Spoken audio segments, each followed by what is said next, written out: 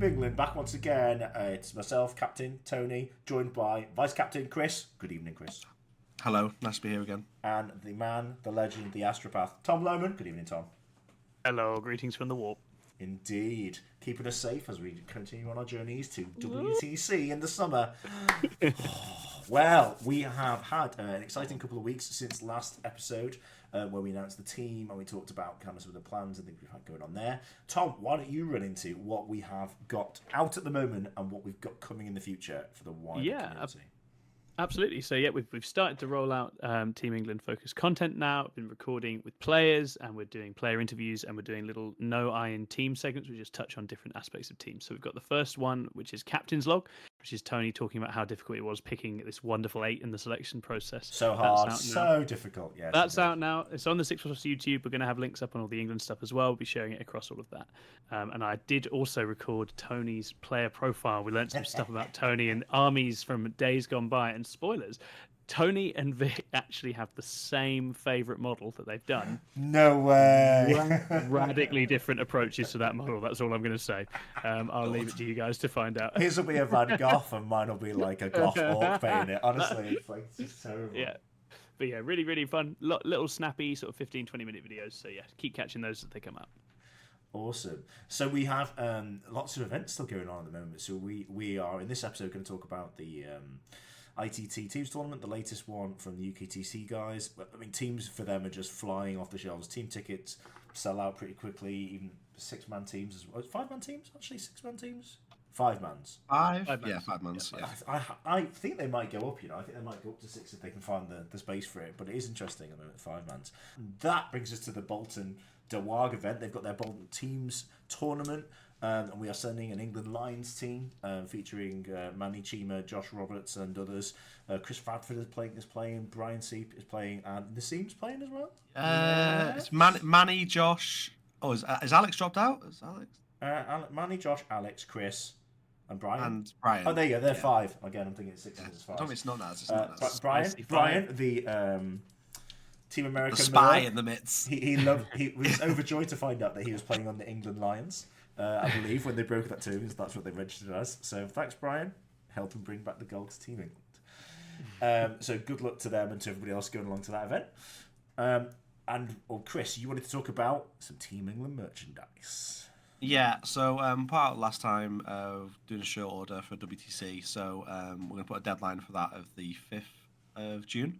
So if you want anything, just join our Discord. There's a channel on there called Shirts. There's also dice and objective mats. Just let us know what you want and we'll get out to you as soon as we can. We'll be putting the order in sometime in the next week or two, so they should be here like mid-July-ish. So that's what you can expect to get them. Fantastic. Yeah, that's it. Well, without further ado, let's dip into last weekend's ITT. Where was this tournament actually at, Chris? I don't actually know. It's literally right in the middle of Birmingham, so it's good location to be fair.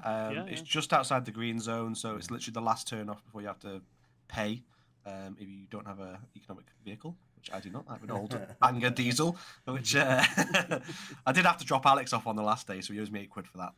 You ain't never seeing that. It's gone for the warp. I'll get out of it. Speak to Lowe and see what he can do for you. It's gone. It's gone. But yeah, it's a really nice location, great venue. Always has decent parking. This time there was a giant rainstorm over on Saturday night, so they didn't have the field open on the Sunday, which made it a bit interesting if you didn't get there early. I'm not sure where people parked, to be honest, because there's probably about 100 spaces for cars, and then after that you're in housing estates.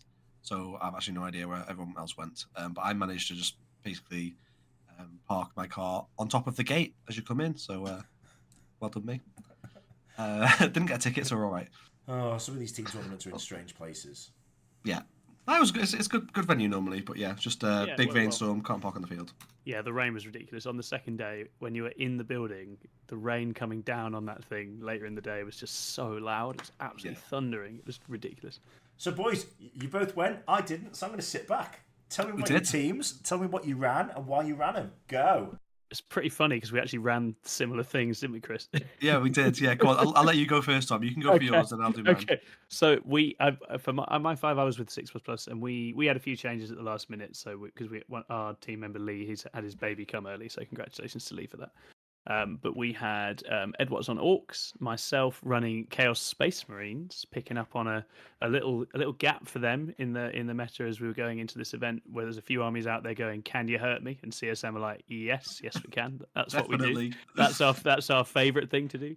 And I was obviously I've been playing the Jakari a lot, and I was like, I can't go into this just knowing I have nothing for Canoptek Court, so I need something that can answer Canoptek Court, and CSM were really good for that.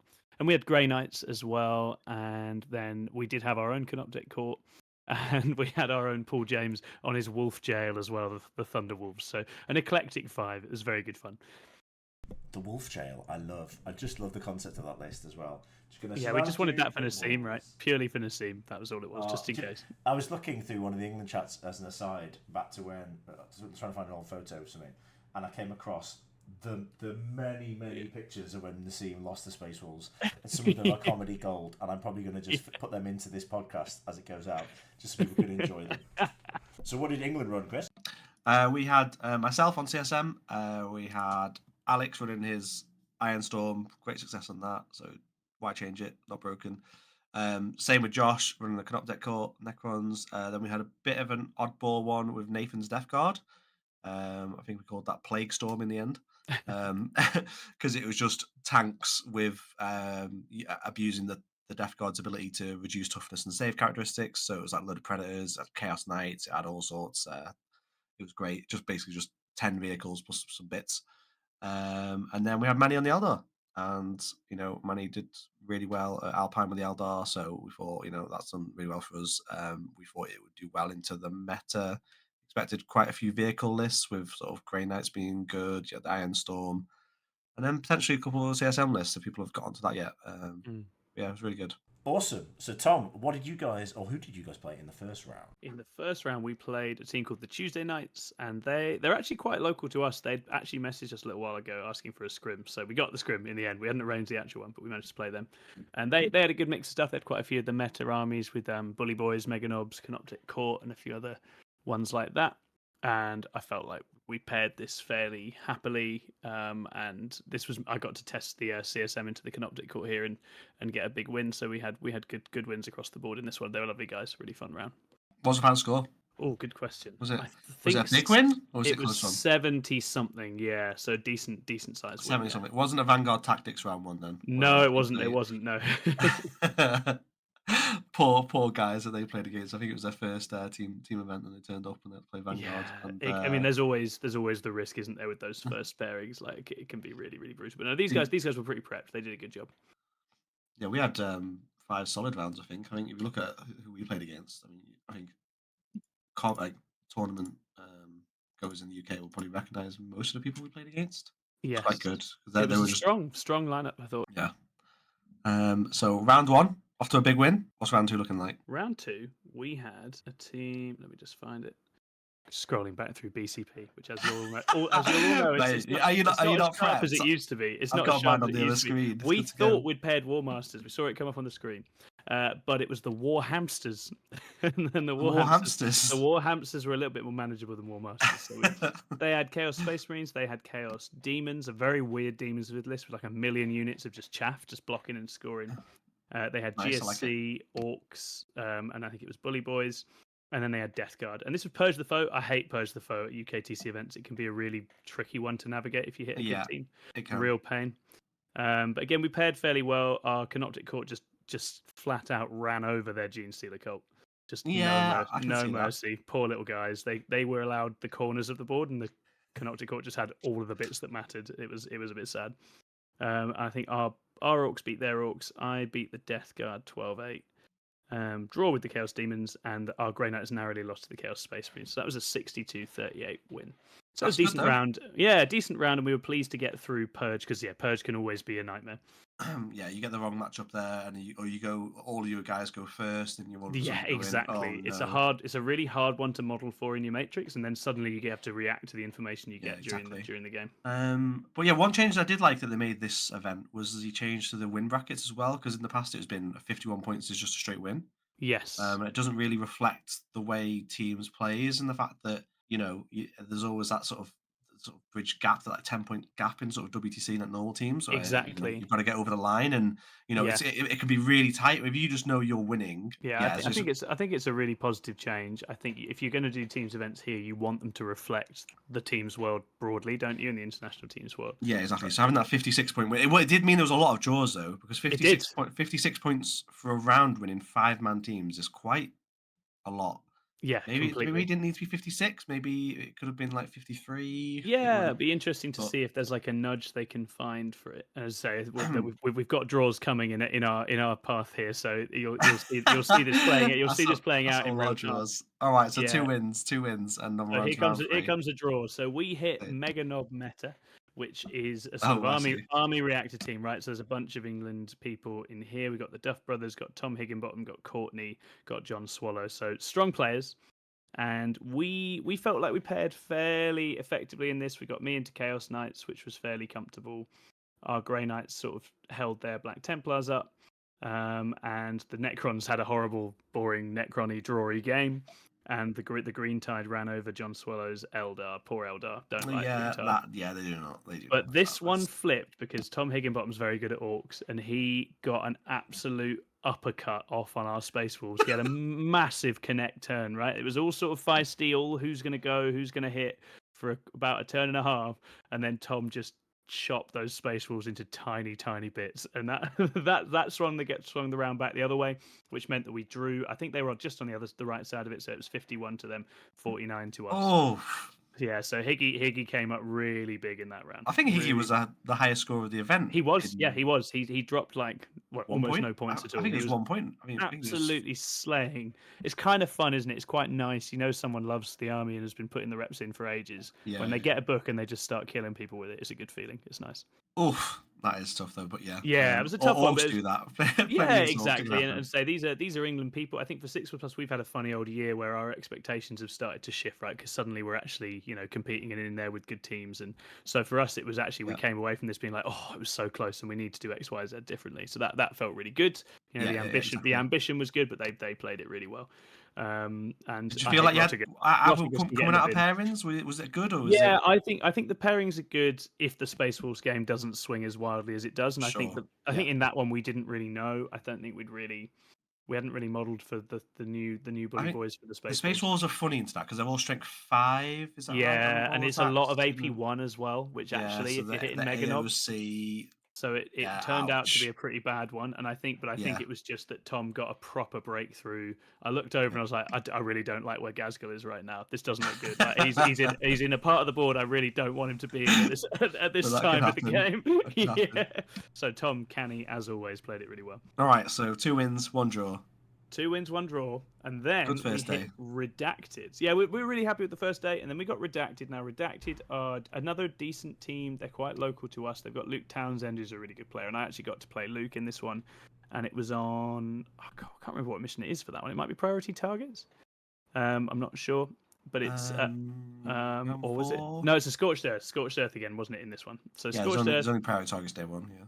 And I think in the pairings for this one, we actually we played into their hands a little bit, because when we were talking to them afterwards, they were like, we really wanted to keep your game very close, and they really wanted to keep Ed Watts' game very close, and they leveraged it to get their 2 sort of toughest, grindiest players into us, which opened the round up. So Luke played a blinder, right, using Bellacor's aura and using all his sort of stay away power to make it impossible for me to put him away quickly. So he 10-10'd our game, got some great secondary cards towards the end, just as he just started running out of stuff. I then pushed up, then he had space behind, teleported around, got some good cards, and kept it super close. So he played that one beautifully and was a really lovely guy to play. Nice. Our Necrons beat their guard.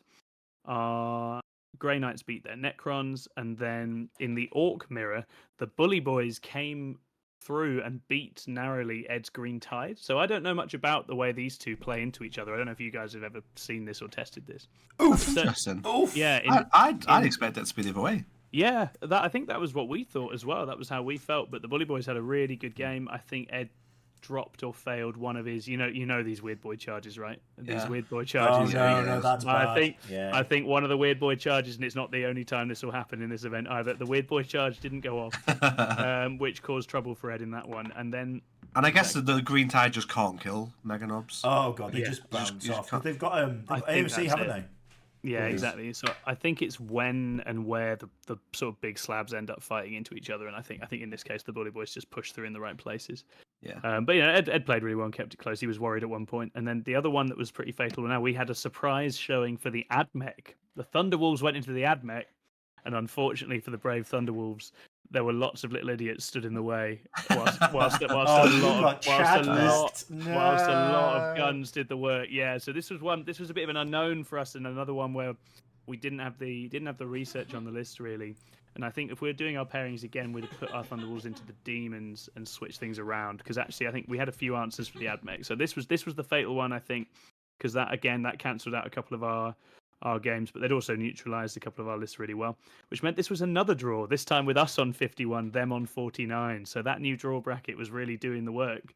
And that was another one where we were like, oh, goodness gracious, we felt like we had it there. Could have got it, yeah. Yeah, exactly that. And then final game. The final game. So you've just drawn 2. You're on could you do 2 wins, 2 draws. We get Vanguard Tactics to finish off. Oh, the moral victory. The streamers versus streamer battle. Yeah, it was a content creators derby. It was good fun. The sportsmanship derby. Very funny. And again, it was interesting. So they had Mike Porter on T-Sons, Ben Jones on Eldari, Boxy on Sisters, a very Repentia-heavy Sisters. They had James on Black Templar Car Park and Jake Harding on Bully Boys. And again, we felt like we paired into this pretty well because we got the Green Tide into the Elder, which we were feeling pretty happy about. We got Mike Porter into the Space Wolves, which is obviously thematically appropriate, whatever the outcome. That's what you want, Space Wolves, Thousand Suns. And then we had the Necrons into the Sisters, Grey Knights into the Templars, and me into the Bully Boys. And I beat the Bully Boys, had a great game with Jake. Jake had a bit of bad luck in the game, but the CSM output is still really good for Bully Boys. And then Chris beat the Black Templar car park with his Grey Knights, which was a great result.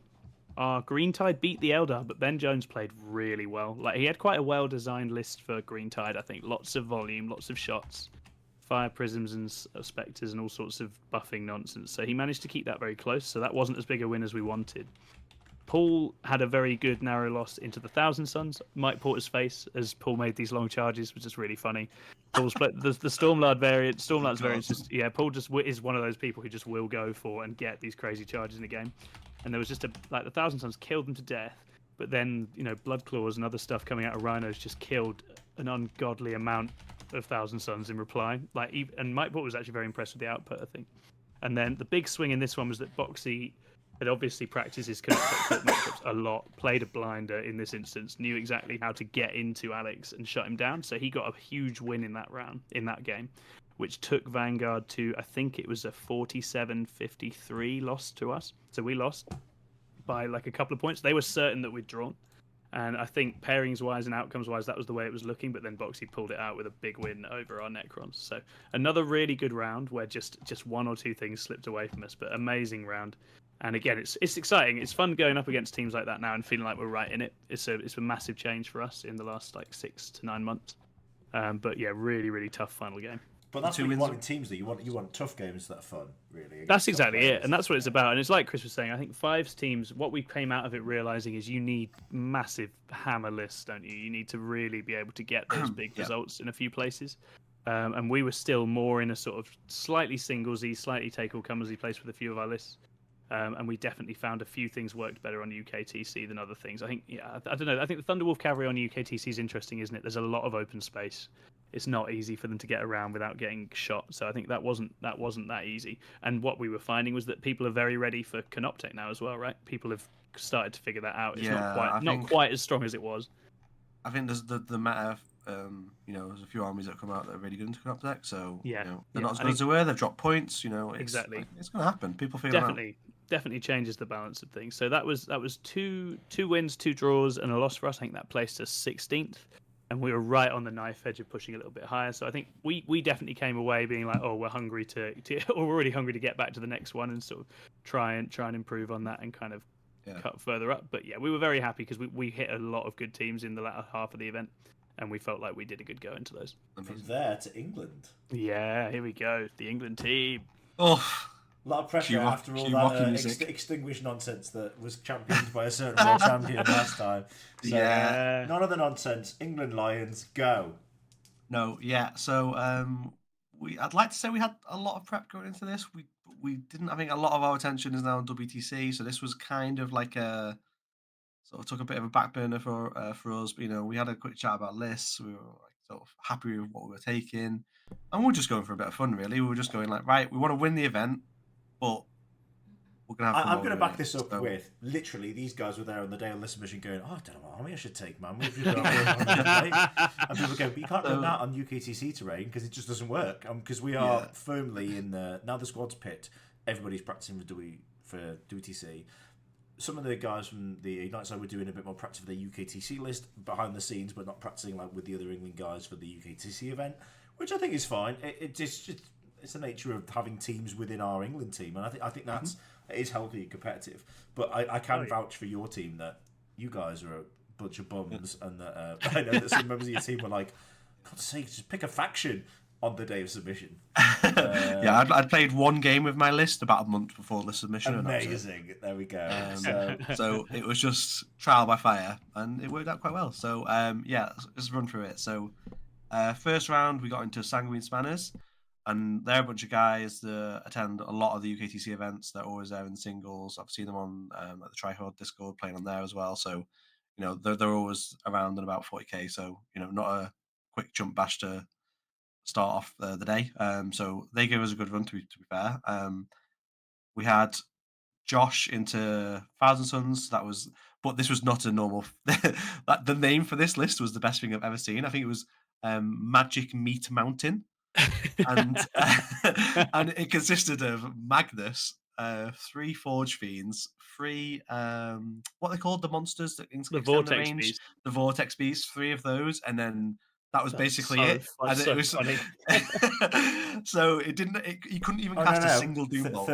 20 pink horrors and 10 blue horrors to just. Oh yes, there you go. Oh my word!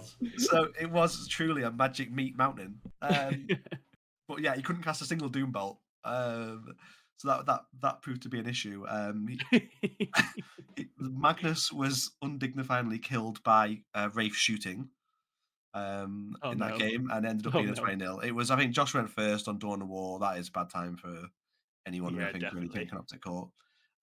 We had a 10-10. This is a great one. So Alex hadn't done his Matrix at all. Classic Alex.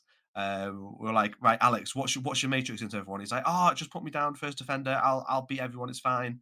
So we're like, right, okay, Alex goes down first. We're like, right, give him the options. He goes, oh yeah, I'll take the bully boys. That's bad for everyone else. I'll take that. He's like, you're gonna beat it. He's like, yeah. And then halfway through the round, he's like, guys, this isn't going well. And he ends up calling it back, to be fair, for a 10-10. But Alex, do your Matrix, thanks. That's that one. My game was into Sam, who was absolutely lovely. He was playing a Firestorm variant of Space Marines. So that was 2 Land Raiders filled with stuff and chaff. But I think Sam had not seen the damage that CSM does, which is going to be a story for the rest of the podcast.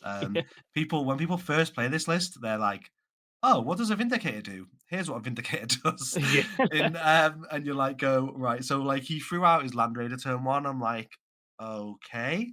He just assumed, like, he's been shot at a lot with a Land Raider, and it's like, cool. He had 2 CP for smoke and AOC. And I'm like, all right, okay, fine. But I think I killed it because I came out with Abaddon's Terminator Brick, and I spent the CP for full wound rerolls and did like 10 mortal wounds with it. So good. Which is absolutely filthy. But that's about average. And then I finished it off with like a Predator and something else, and then the contents got out, and then a Vindicator Dark Pact Vindicators, Predators, everything. Yeah.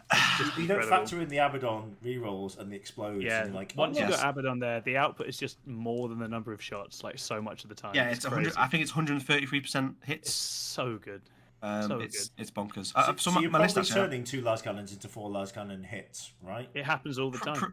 all the time. Even without rerolls, you'll roll a double 5, And then are you're you like, rerolling oh, wounds sweet. as well, or is it just force wound? No, just falls with the last cannons. But still, it's fine. You get like 4 last cannon hits, you do 2 wounds, 1 might go through, and you do like 6 or 7 damage. You're like, oh god, out of nowhere. But yeah, so my list was triple predator, destructor, last cannons on the sides, and auto cannons on top because they are absolute value. So good. 2 vindicators, Abaddon with 10 terminators, and then I had 3 units of raptors. I think that was everything. And 2 units of cultists, as well, because the 50 points, so good. Amazing screen, sticky objectives. But yeah, that was the list. And yeah, Sam just didn't understand the damage output of my list, so just ended up being a 20-0 because I basically tabled him in like 3 turns. He had nothing, no outlets to throw away. He came out to try and charge me, and it's like Overwatch, and you lose like 3 leads on the Overwatch. It's like, oh god. Then we had Nathan playing into Votan. Got a 12-8 out of that. I think that was quite an expected result. And then Manny World Eaters into Manny with the Eldar into the World Eaters ended up winning 15-5. And that was just a game of screen the D cannons turn 1, protect the MVP, and let the D cannons do the work for the rest of the game. I think, while you're running around with your nonsense. But yeah, that was a good solid win start of the day. So it was 77-23 for us. And then we're on to round 2. Where we ended up playing Team Sigil. Nice. And these guys had one of the best lists I've seen. So it was a guard player with also the longest name, which I will try and pronounce and try not butcher, who was Gustavo Jose Branco Varandas de Souza. But you have to say it in an accent like you're in the is it the Princess Bride? Gustavo Jose Branco Varandas de Souza. You murdered my father, and I'm here for it. So he had a guard list, and every single squad in his army was named after something from Dune. So I think Leontis was obviously Lisan Al Gaib.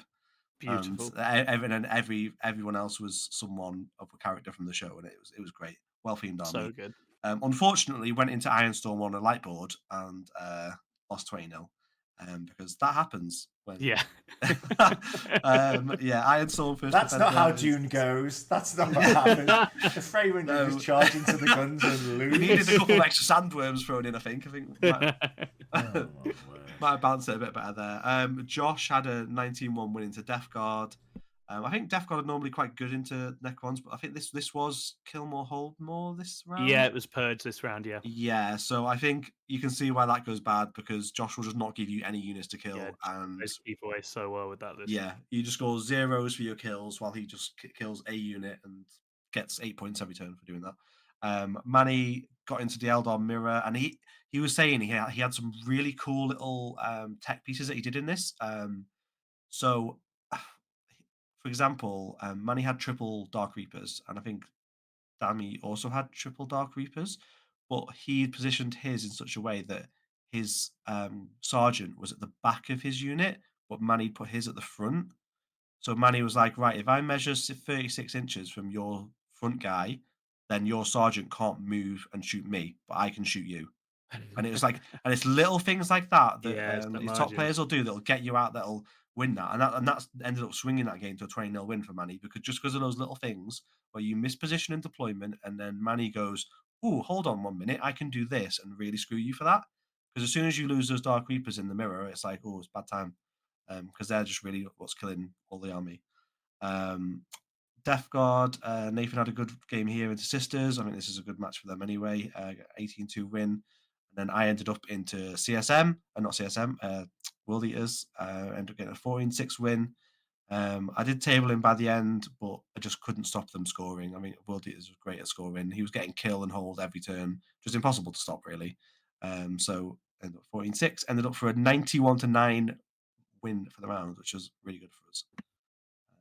Amazing. So round three. Let's go.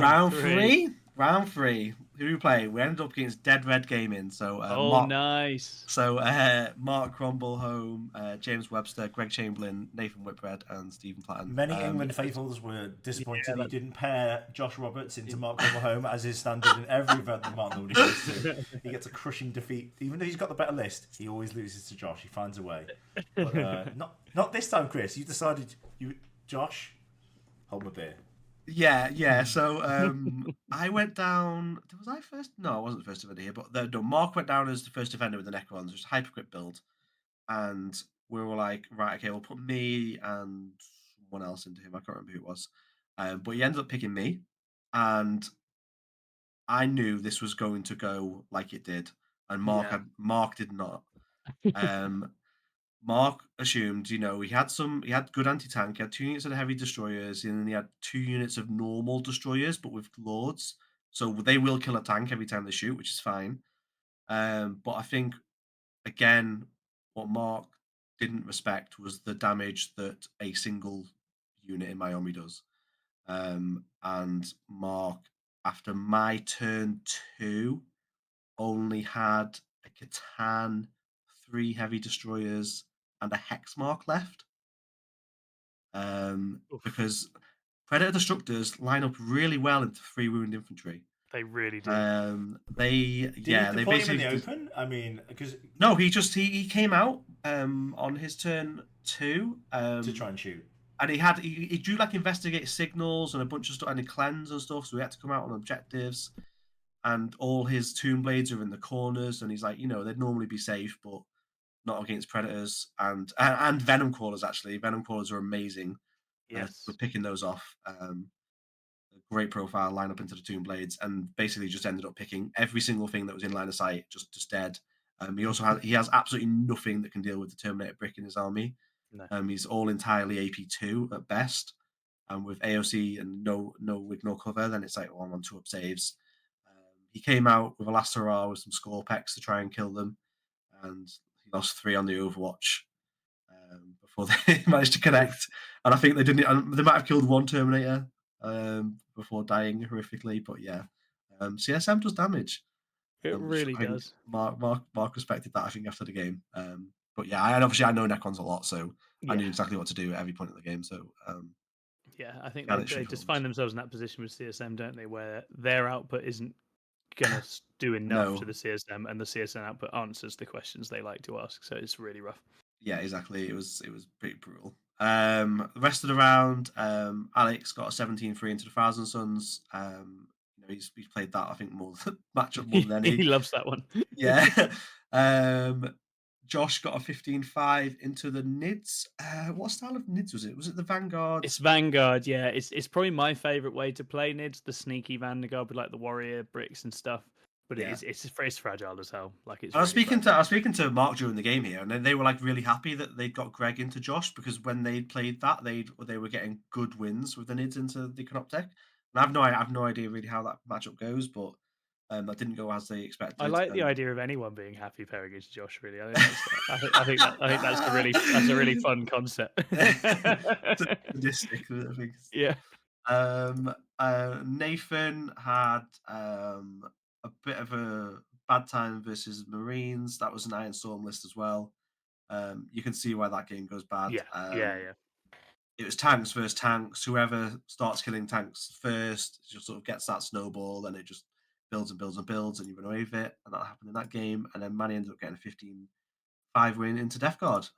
So another solid win for us, 70-30 to take the day 1.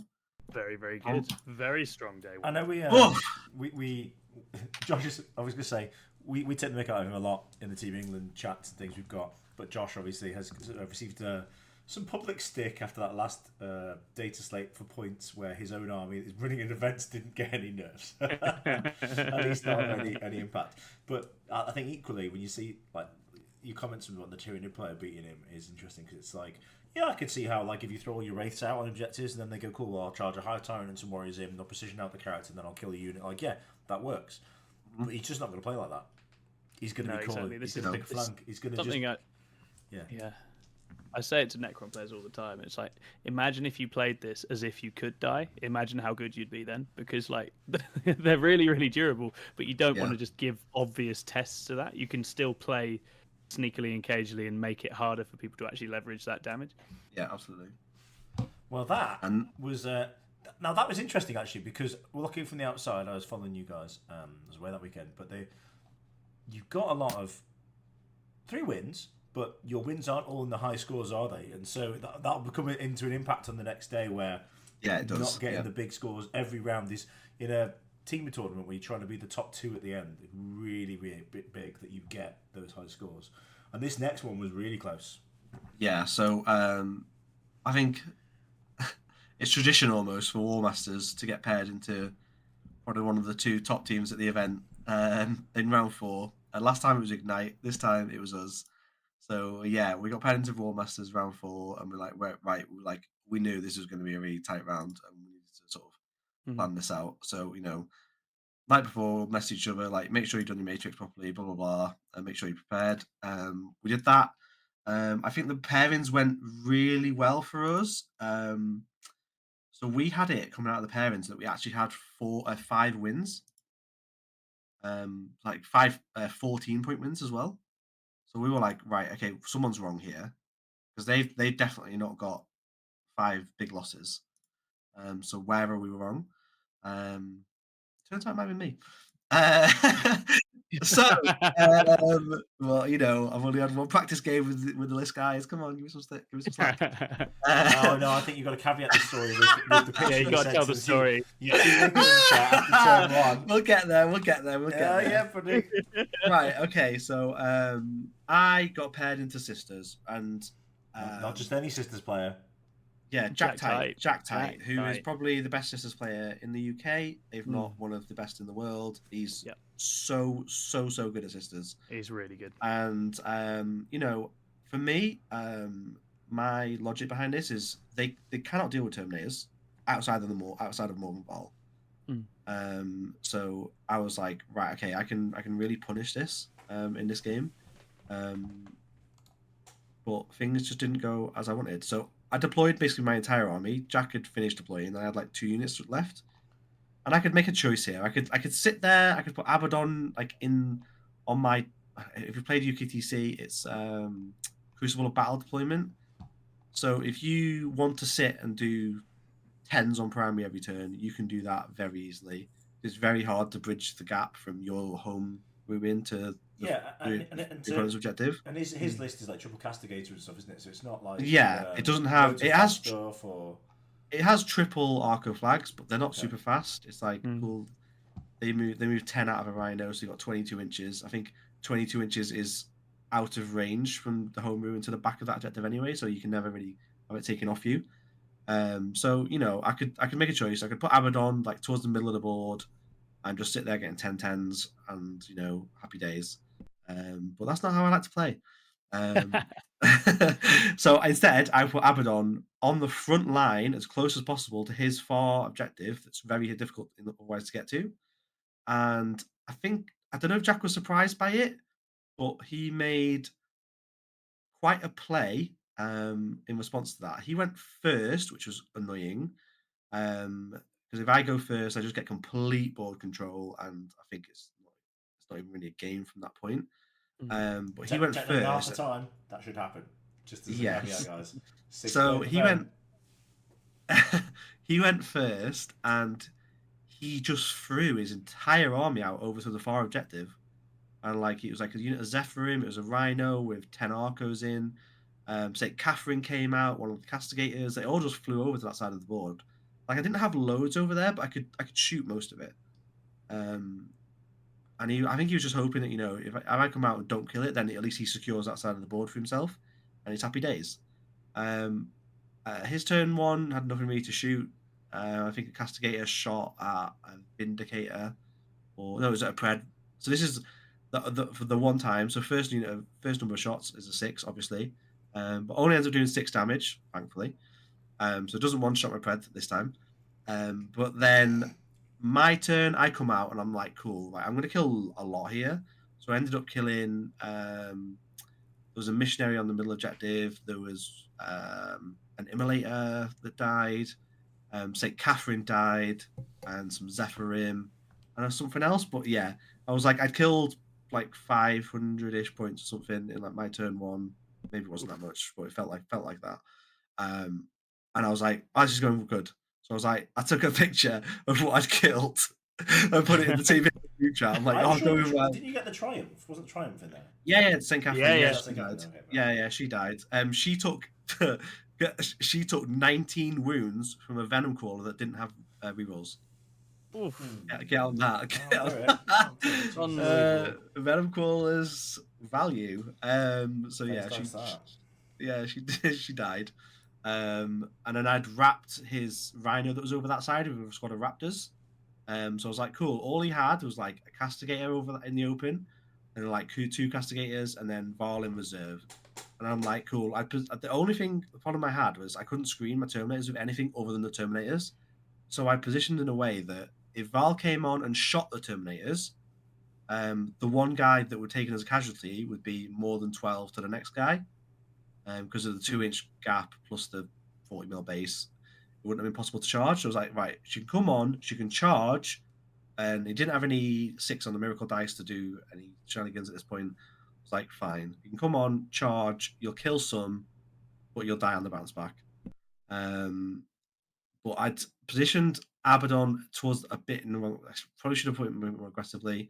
I put him towards the back so I could get rerolls on all my tanks. So when he did charge, I wasn't able to fight back with Abaddon in that turn, which was maybe a bit of a blunder. But anyway, but for the rest of the game, I proceeded to get one shot by castigators every single time they fired. And I am not even exaggerating. They probably averaged like 8.5 shots every single turn, and it was just horrific. I mean, at this point, everything that went wrong did go wrong. Varl came in, charged, killed like 4 or 5 Terminators, and then I res one in my turn.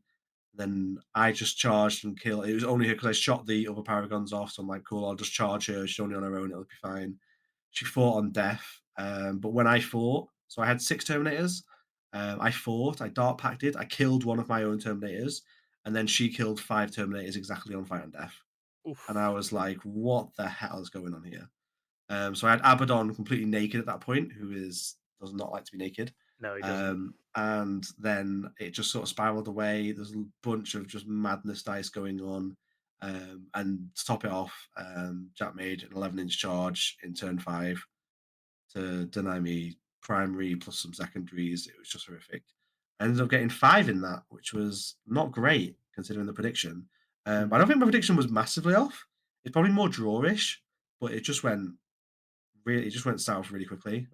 Some really key dice moments. But props to Jack. He knew he was in like a bad spot to begin with. Went over to Naz, said, "Do I need to push?" He said yes, because the rest of the games were going fairly bad. And he did that really well. So really well played, Jack. But anyway, that was our game. The rest of the round was fairly straightforward, I think. Maniac got a 17-3 into Grey Knights with the Eldar. Vehicles don't like D-cannons. Alex got a 13-7 win into Blood Angels with the Iron Storm. Josh ended up getting a 10-10 versus Naz. I think that's just very standoffish. No one can really push into each other on that one. Tau don't have the speed, and Necrons just can't come into the open because they will just get wiped out by Kai on Tau. And then Death Guard ended up being an 11-9 win for Nathan. So we squeaked this round 56-44. And the only reason we did is because Alex drew Capture Enemy Outpost in turn 5 and scored it. Also, the team said he needed to score one more victory point to get an extra game point to make it 11-9. That would have made it a draw. Naz said, so speaking on this, he said that they were happy with the pairings as well. The Jack wanting to you swinging back up was massive for them. But if that doesn't happen on average dice, you go, well, maybe even like a 12-8, it's an easier win. But they think that the round was literally lost on the roll-off for who picked the first table? Yes, because Alex got on the light board versus the Blood Angels. Otherwise, they were just going to take it. they were going to take their light board with their first put forward, and they were going to go, doesn't Yeah, matter about TLDR, we'll just put the light totally get board, that. and then your Ironstorm haven't got a light board. Yeah. And then Yeah. that Blood Angels game's so much harder, and you're like, there was loads of things that came together in that round, and they were gutted, but I think they played it quite well, didn't they? Considering. Yeah, Oh they did. yeah. Good. War Masters feel like one of the teams that might well be making finals at this event in the future. Oh, I think, yeah. you know, they're knocking very hard on that And door I right know now. we've already And had, they're playing a lot, and they're taking it very seriously, and they've got a great squad. and Nazim captains the team, and he plays for Team England this year. Raf applied for the team, he's come with us as a coach. Oh, this year. Raf is Jack so good. is gonna He's got apply everyone in the talking about Blood future. Angels now. Oh, Blood Angels, yeah, Love it. they're He loves hot, it. aren't they? But they lost the Space Marines, Raf, so sort your life out. I think Chris can. Have you beat Jack Titan competitive play yet, or is he going in the book of grudges? All right, we've only played 2. We've only played 2 games. Well, I'll take that. What's the data sample saying so far? 100% loss rate. So. Oh, there we go. He's going in the book of grudges. That's my win rate into Jack as well, so don't worry about it. It's all right. Oh my god, horrific. I'm 1-0, and I'm never playing him ever again. There we go. Yeah. Right. So then that was really close. So you'd expect then to go into a even closer round or something similar. What happened? We ended up in Too Hard to Try, which is props to Team Try Hard. I think they did have a bunch of different teams with all different names again. Great names. Yeah, they love it every event. But we had I think the A team of Team Try Hard. I think they're safe to say, and they had their lineup was Pierre. Alexandra Hughes Daly, Danny Porter, Josie Cartwright, Chris Patterson, and Sam Nash. So great team. Absolute, veterans of the UKTC scene. Go to most of the events, and I think the issue they had is that will come up again is that they didn't understand the CSM list, and it really caught them off guard. We put CSM down. No, we didn't. They had Orcs down as first defender, and we attacked into them with Death Guard and me, CSM. Mm-hmm. And this was a green tide. Yeah. And they're thinking, Death Guard generally that has a look because he had brigands and all sorts. He had a million guns. It's all very good anti-infantry. Putting your Orcs on toughness 4. So basically everything's winning you on 2s. Loads of flames everywhere. So they dodged that, thinking that my list was anti-tank. Anti everything. Yes. So I came up to the table, and poor Danny. I think Danny had a flight to catch, and it's been a long day. And I turn up and I start going through all the profiles of all my guns, and he's like, "What the fuck? What?" Like I explained to him what like the Abaddon Terminator brick does in like shooting and combat, and it's like, oh no. So he walks over to the rest of his team, and I think he's telling them that the predictions might be not what he said, blah blah blah. But I don't think he was very happy about this, because I think the rest of the team might have told him otherwise as to what my list did, which is it kills anything pretty good. It has a million shots, with exploding 5s. Basically, the Terminator brick will shoot a 20-man brick dead, and it will melee a 20-man brick dead every turn. It's incredible into Orcs. And that is basically what happened. And fair play to Danny. Danny realised this was awful as soon as he started, and he just played it for points. He played really, really, really well to just keep me at bay. He was spreading me out everywhere so that I couldn't just move Abaddon straight down the middle. He was pulling me in all different directions so I couldn't just steamroll straight towards his deployment zone. Ended up, I probably made a mistake by allowing him to teleport into my backfield. I probably could have stopped that, but I'd lost a few units early on to Orc shooting. Like I'd lost like a Vindicator to one Orc boy squad plus the weird boy in there. Nice. In shooting, it was like, oh Jesus Christ! I was like, what is going on here? And like some Venom crawlers died to some other rockets when they were like -1 to hit as well. So like hitting on 6s, it just died. I was like, oh rockets, no. Buddy. If you've never played Orcs, gotta watch out for the rockets. Keep rolling those dice going. Eventually, it just came out of nowhere. Yeah. So I just lost too many units to hold. So that flank basically just collapsed because it just died to Orc shooting, which was like absolute madness. So I just didn't have enough screens to stop him teleporting over there. So I was like, I probably could have stopped it, but is what it is. But ended up being a really solid win, 14-6. Props to Danny on that one for keeping it as close as he did, Yeah, to be it's a fair. great effort. I Rest think of the it's got round. well. I think that demoralised the rest of the team there, Chris, because it looked like they went on a rampage. Danny, Yeah, so joint Josh second got a highest 20-0. scorer. Yeah, well, Yeah, I Josh, look at that. I've been sneaking a look at BCP while you've been talking about that, and I'm like, yeah, the Black Templars list. Yes, he's got some blocks of Sword Brethren, but they don't trade well to Wraiths, and he's only got like it's a very MSU build rather than a big horde Black Templars. Yeah. A couple of Reapers is not enough. Two No, Valiants, exactly. 2 Reapers is not enough shooting to no, play that through. no. And it is the Gladius Task Force. Why Gladius? I don't know. Like people like reactive moves. I always feel like Gladius is for the person who wants fallback and charge and shoot and everything, but doesn't want to, and doesn't have the confidence to go. I'll just play an Ironstorm or I'll just play Black Templars. Like you just need to go. Gladius is the vanilla detachment. It doesn't really do much. Yeah, I can see why that's a 20, and I can see what the Orcs was a blowout as well. Boomdacker Snazwagons. What do they do? They're -1 to. They have a -1 to hit aura. Yeah, that's right. But it's up close. It's up close, -1 to hit. It's like short range, right? Yeah, short range. Like 6 inches. But I initially thought it was all the time. I was like, they're going in all the lists, and then I read it again. I was like, I'm not sure. I can see how it's useful in some situations. So it's like an aura of if you charge the boys, you might want to hit. If he's got a dark weapon. Yeah, it's like having Nurglings running around in a wagon next to you, basically. 80 points. Right. They're not bad, but it's not. I mean, he's committed the Cardinals in. He's got 5 squads of boys, and 3 of them haven't got power claws. That's upsetting. off. Who hasn't modelled a knob with a power claw? I've only got set like 5th edition orcs, but Jesus. Anyway,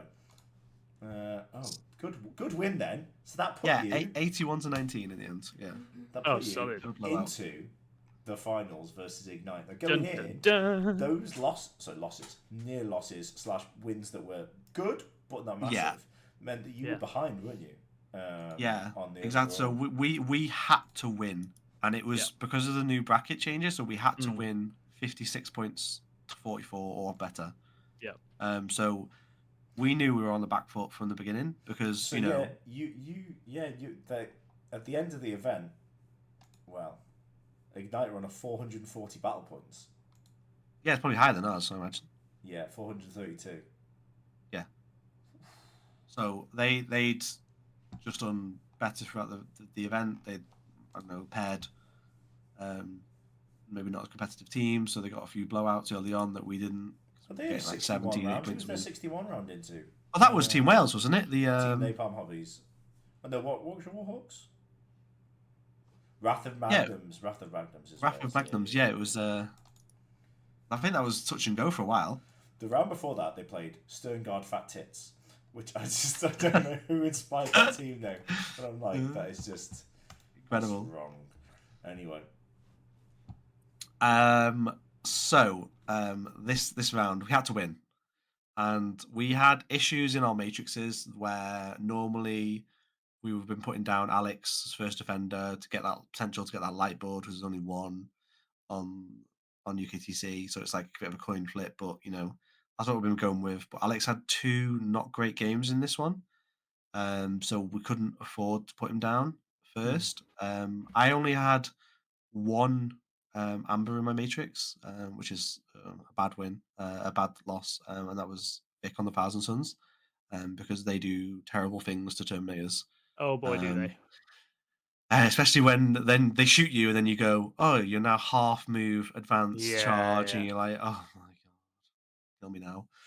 So that was my only real bad game into that, and the rest of it was a couple of wins, couple close games. So we decided to put me down as first defender. And as soon as we flipped the cards, Dave Gaylord then sort of stared at it in disbelief, going like, "Is that Marines or is that what's that?" They're just expecting Alex to be first defender. So I think we caught them out a bit there, which was really good for us. And they then attacked me with Grey Knights and what was the other one? I think it was Thousand Suns, which is just an obvious. We picked the Grey Knights, and Jocelyn's Grey Knight list was 6 Dread Knights and 3 Helverin, and then 2 units of Interceptors, 2 units of Henchmen. So the Helverin in this game are pretty much pointless. They're like basically 500 points of do nothing. Mm. except have 8 OC, because they do not kill anything in my army particularly well. And the Dread Knights, they're very limited in what they can do. Where they can be on the board. I know Mm. I've played Grey Knights a lot. I took them to events, so I knew exactly what their like output was, what their tricks were. So for me, this was a really good game because I So, knew so why Jockle wouldn't. why take Helverin over the other armigers if they're So not raced? Helverin have anti-fly 2+, right? So they're really good into Wraiths. They're AP1 with Yeah. eight Okay, so shots. it's the So flat that matchup. Yeah, okay. Yeah, they're so, very good for raids. Yeah. so they'll put a lot of wounds on Wraiths at flat 3 damage, putting them on the 4-ups. So they'll sort of tear through them. A few other things that they're good into as well. I just wonder But from a yeah, pressure standpoint if you were better to run with like the 3 melter combat ones and just run them at people. probably not. Not with the rest of the list. I don't think so. I think it'd just be Super melee pressure, ultimate for yeah, friends. Anyway, especially vehicles. continue your regaling So, with story. so I knew this matchup quite a bit. Yokel turned up. He didn't know that I'd played Grey Knights maybe as much as I did in the past. So he starts explaining all the rules, saying it's a very tricksy army, blah blah blah. And I'm like, yeah, I know it's okay. Um, and we sort of took it from there really. So this was Hammer and Anvil. So for me, all I had to do in this game was just screen him in his deployment because the middle ruins in this are very easy to hop raptors from ruin to his deployment zone, so I can get like homers in his deployment zone really easily. Mm. I can just screen off the entire board like super well. I just basically sat 3 predators at the back, which I think caught a lot of people out. People were just expecting all the predators and all the vindicators just to be around this bubble around Abaddon, but that's just not how the list plays. No, the Preds can Um, do their own thing, can't they? they And they just just yeah, do they it just well. they just chill. They're like 130 points of just absolute godness. Yeah. They're my favorite unit in the codex. They're just Yeah, so that's good. so good. Yeah. So they basically those 3 just held my home objective and screened out my backfield for the first 2 or 3 turns because Yokel was very hesitant to commit into me. Um, but I think he had to commit at one point because I'd gone 10-10 on primary and he was going 5-5, and I was going to get 15 on primary on the next turn. It was taking hold. So I'd have been up by 30 points on primary. But he did have second. He did go second. So he had the option to go 5-5-5, 15 to then only be down by 20 points on primary. So, as long as he scores good secondaries, he's keeping in there on like a Mm. 14-6 loss ish, which would have been enough to win them the round. But instead, I came out. I went over to Manny on my turn 3, and I said, "Do I need to push? I'm on for a comfortable win. Do I need to push here?" And he went, "Yes," because his game versus Vic had gone really badly. Mm. Manny got beat 15-5 in that one. The T Suns versus Eldar. So we had to push. So he told Josh this already. I'd gone. I'm like, right, okay. So my entire game plan with this Grey Knights is to screen as much as you can. So I was using the Raptors to screen. They're just pushing out. I had some cultists that I didn't need to hold my backfield with because the Predators were doing that and I'd stickied it already. So they were just running forwards and acting as just more nuisance and annoyance. Um, and I was just keeping him in his own deployment zone. Even if he to the point where he came out with the sigil Grandmaster, and I'm like, cool. I ran out some cultists. I grenaded him, did 5 damage. That's always a good start. And then I lined up like 2 vindicators and a pred to shoot at him. I was like, even so, if he stays there, he's going to die, and if he moves, he's going back in his deployment zone and not being anywhere that's a threat to me. So I was like, totally happy with that. So my turn 3, I'm like, right, I shove out all my 10 Terminators plus Abaddon, basically just outside his deployment zone, effectively, probably 7-8 inches just behind a ruin. And he had to react to that because if not, they're just charging his home field because they can advance and charge. It's just an absolute menace. Mm. So he does that, but you can only shoot into them with 3 Dread Knights, and only one has like a realistic charge. He has like a 4 or 5 inch charge. The other one had like a 9-inch charge, and it's like, okay, that's doesn't really go off most of the time. So I just banked 2 CP. Like, I knew if I banked 2 CP for Armor Contempt, I'm not dying here. Um, so he shoots me with 3 Dread Knights. They kill like 1 Terminator each, which is about average. Um, and then he makes probably the error that lost him the game as big as he did.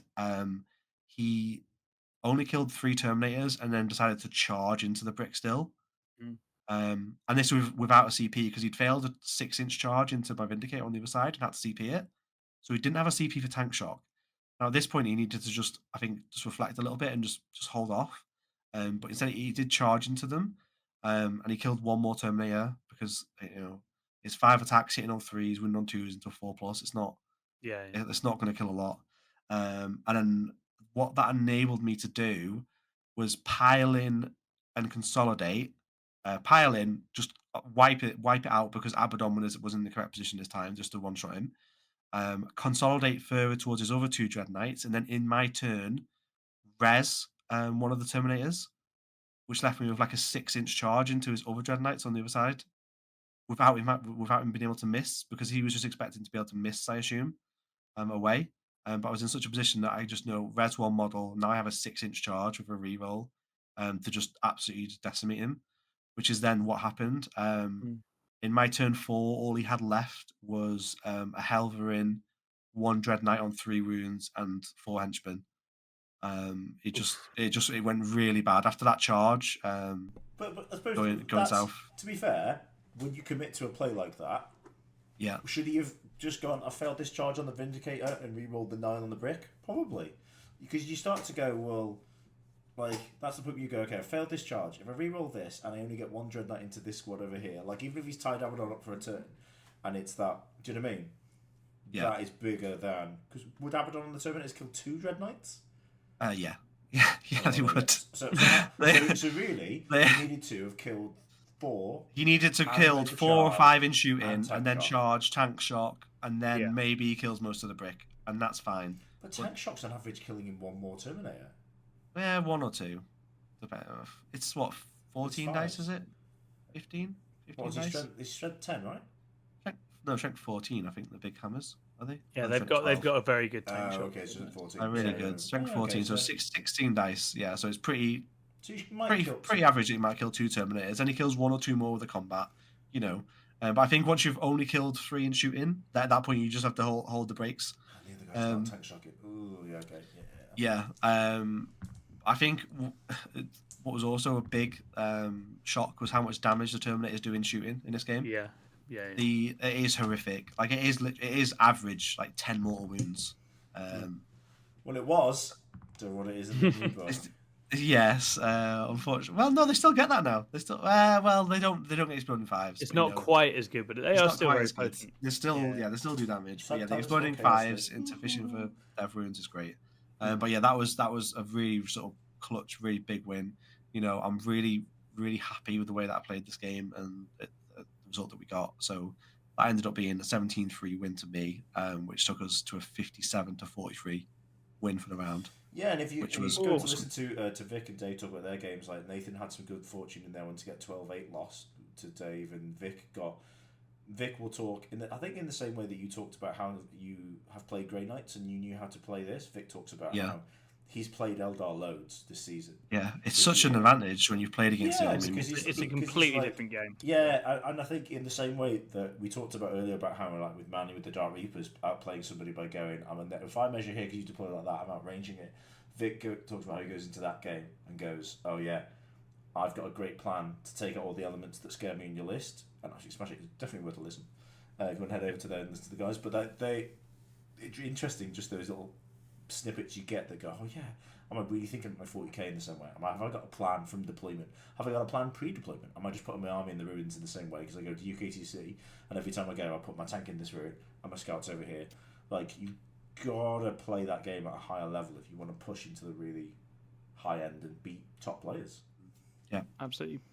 Well, that means that England that was it. Finally won. Yeah. Yes. Yeah. I got a golden ticket. I didn't even realise. Got a golden ticket for that. Congratulations. The question is now, can you actually afford to go? I don't think so, unfortunately. So I mean, the guys who went last year talk about how much it was with flights and hotel, and I'm like, that wouldn't work with me with work anyway, and with childcare and stuff. So it's nice to have a ticket, but it's sad times about going. It's a nice one to go up on the shelf anyway. Oh yeah, definitely. It looks nice. Oh yeah, I didn't even get one because my one comes from a hand-me-down from an event that I came forward. So I'm like, I'll see if Josh has got like 20 just lying around his living room and he wants to give me one that I can have put on the shelf there. So did you get your trophies this time? 'Cause they didn't have trophies actually. We got no, there was no trophies. It was a medal, but in a box. It looked like nice. I think it's better than just getting the medals on their own. It's like a nice little replacement for the trophies. I don't think the massive trophies are needed. You know, it's just it looks like professional. It's really well done. So props to the UKTC staff for the changes they've made there. Well, I'm going to do a little shout out to Matthew Leverton at the end of that, who is the AdMech player who smashed the Space Wolf player with his amazing Vanguard. And he's got 6 Ballistari, 18 Breachers, and then just Infiltrators, Dragoons. He's got all sorts. And I bet most people would go, I don't even know how to say most of those names properly, let alone that's exactly it. What the rules are. It's just having those unknown qualities is so big in teams, I think. It just makes preparation much harder, doesn't it? Indeed. Well, gents, how did you feel the meta shaped up after what's probably the last run out for the old Index Chaos, wasn't it? But it was the Orcs in the first team.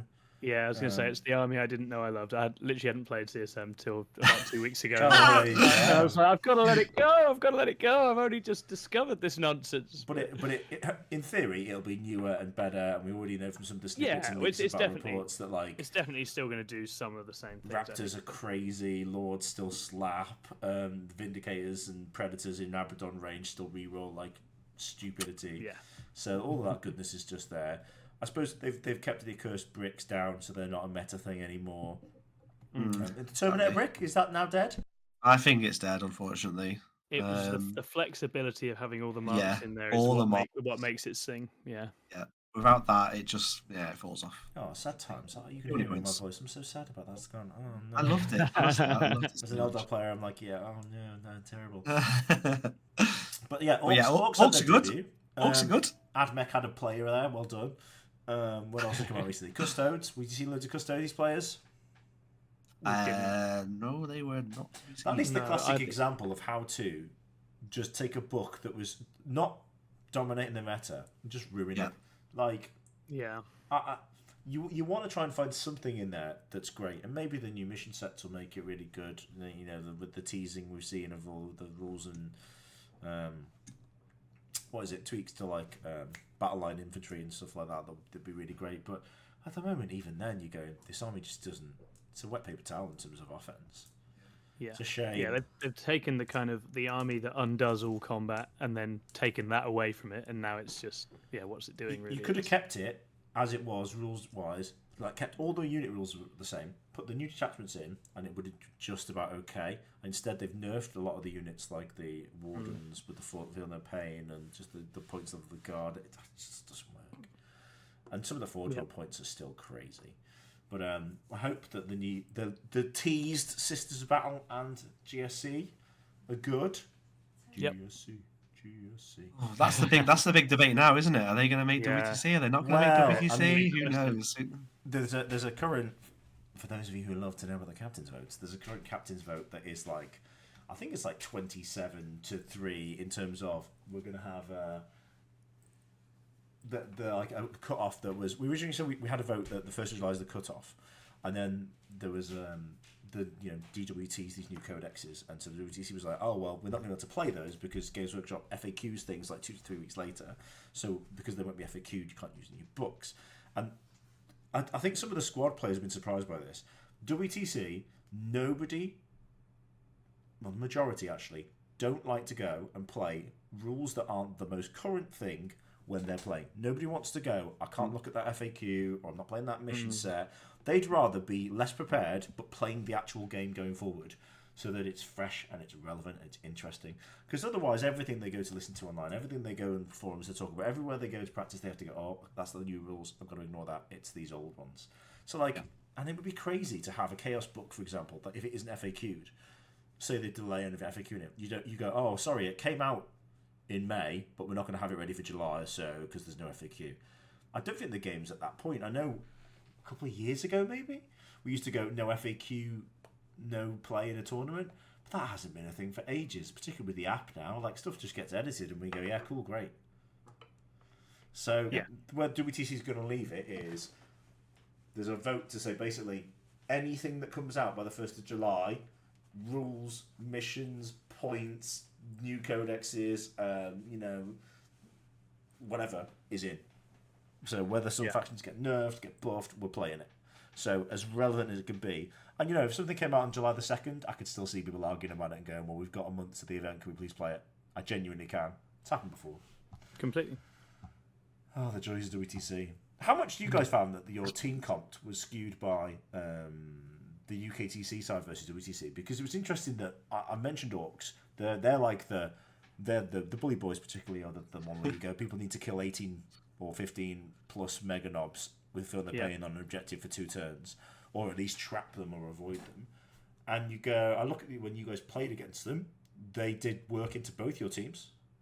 Yep. You ran the green tide in your one, Tom, but do you guys find that that neither of you had the green tide, but neither of you had bully boys? Is that because of the terrain? Is that because UKTC is fire lane heavy? Yeah, well, we took 3 gun lines, right? Yeah, exactly. UKTC is basically there's no terrain effectively. Yeah, There's it's a few very staging light. points, but... It's very light, which I think means that bully boys end up actually having to play quite a passive role, where they're sort of hiding and their durability comes into play a bit later on. Because if they just send and ask you to shoot them, the issue both those Ork lists have is just that, as durable and annoying as they are, an enemy army is going to shoot them basically uninterrupted for the whole game because they don't have any way of, killing those range units at range. Really, they haven't really got guns in those builds, which just means that if you've got a really potent, heavy output shooting army on those boards, Orks definitely find it quite hard going.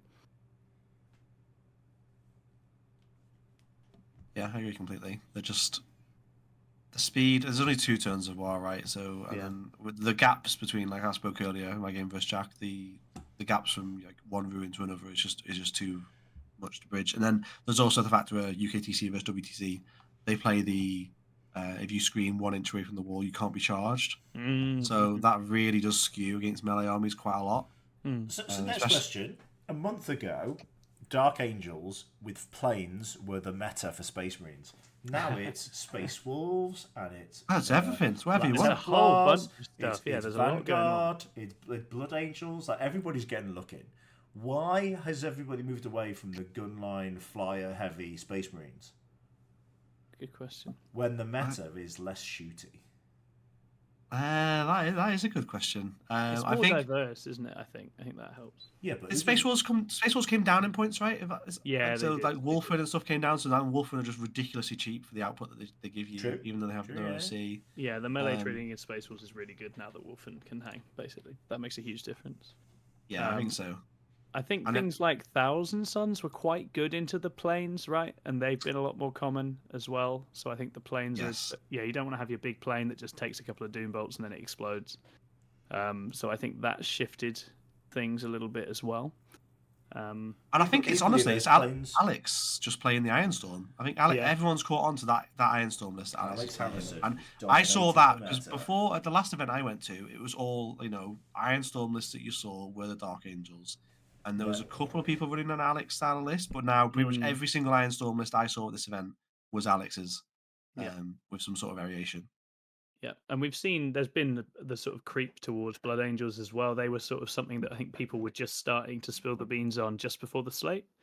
And I think there was maybe a brief moment after the slate because they took a couple of little nerfs. People were like, maybe this won't be as good now, but it's still really, really good. So well, I think that's got, to see where got a lot of people's attention lists as well. Come out maybe because we're singles players, you want a gunline that plays everybody, so you bring like the Dark Shroud to give you things -1 to hit, which does the Ironstorm. Maybe now you're looking at, well, I need to fight Bully Boys on an objective, or I need to fight Green Tide on an objective, or I need to fight Wraiths on an objective. Like I need to be able to interact with these chunky units that have Feel No Pain. As a block moving forward, you've got things like, well, what do you think the Chaos Space Marines are going to bring? Are they going to bring a gun line? Are they going to bring like a horde? What's their book looking like? I think they have just so many options. To be honest, CSM. I think that's been always their strength. They have so many options. They can tap into demons if they need to. They've just got really good toolbox army. So yeah, and I think they've got. It's interesting. The new detachments kind of, again, like a lot of the books, it nudges you in slightly different ways, right? There's 1 or 2 units that you're like, this would be in everything. Like Warp Talons are so crazy.